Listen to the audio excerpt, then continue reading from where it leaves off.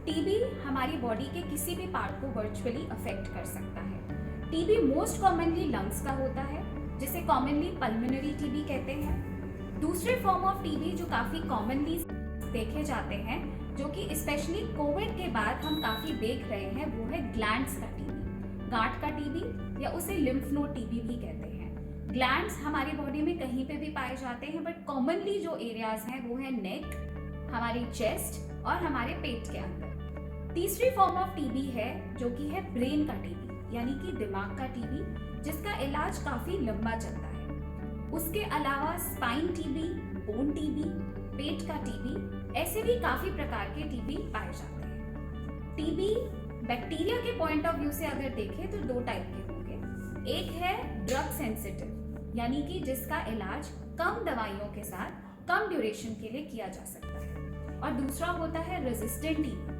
Resistant TB का मतलब ये है कि वो कॉमनली यूज्ड टीबी ड्रग से नहीं खत्म होगा, उसके लिए हमें लंबा इलाज और ज्यादा दवाइयां यूज करनी पड़ेंगी। कॉमनली रेजिस्टेंट टीबी उन लोगों में पाया जाता है जिन्होंने अपने पिछले टीबी के दौरान इलाज को पूरा नहीं किया होता, या वो एक्सट्रीम्स ऑफ एज, यानी कि बहुत छोटे बच्चे या बहुत बुजुर्ग व्यक्ति, या किसी कारणवश अगर किसी की इम्यूनिटी खराब हो गई हो, तो उस फॉर्म में ड्रग रेजिस्टेंट टीबी के चांसेस ज्यादा होते हैं। टीबी के लक्षणों की अगर हम बात करें, क्योंकि हम अक्सर बोलते हैं कि मैम टीबी कैसे हम बोलें कि किसी को टीबी है, या किस अलार्म सिग्नल पे हमें आपके पास आना है टीबी को लेकर।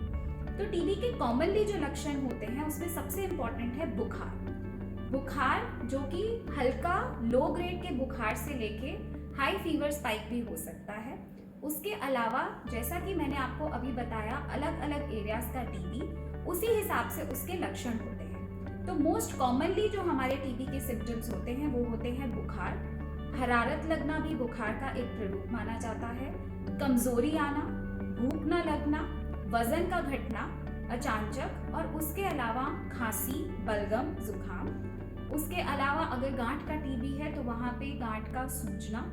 पेट की टीबी में अक्सर हम देखते हैं कि आए दिन पेट की बीमारियों से संबंधित, जिसमें इनडाइजेशन यानी कि खाने का ना पचना, उसमें वेट लॉस होना, उल्टियां लगना या दस्त लगना, इस प्रकार की चीजें होती हैं। ब्रेन टीबी की अगर मैं आपको स्पेसिफिकली बात करूं तो बहुत ही हल्के लक्षण, जैसे कि मामूली सा सर का दर्द भी कई बार ब्रेन टीबी का पहला सिम्टम बन सकता है। ऐसे में जब भी आपको डाउट हो या ये सिम्टम्स हफ्ते डेढ़ हफ्ते से ज्यादा आगे एग्जिस्ट कर रहे हैं, तो इनको प्लीज इग्नोर ना करें। इसके लिए सबसे ज्यादा जरूरी है कि उचित समय पर सही राय सही डॉक्टर के पास से लें और इसको जल्द से जल्द डायग्नोस करा के उसका ट्रीटमेंट करें।